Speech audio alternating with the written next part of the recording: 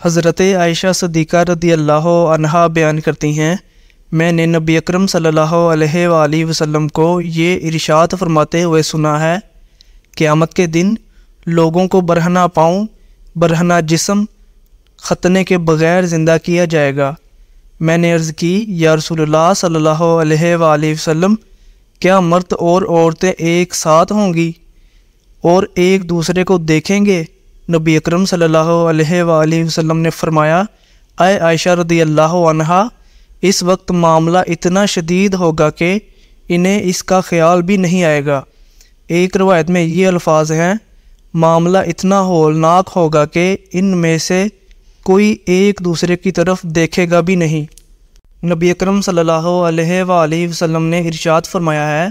قیامت کے دن آدمی اس وقت تک کھڑا رہے گا جب تک اس سے اس کی زندگی کے بارے میں دریافت نہیں کیا جاتا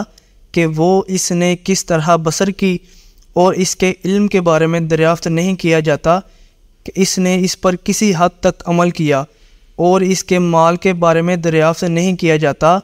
کہ اس نے اسے کہاں سے کمایا اور کہاں خرچ کیا،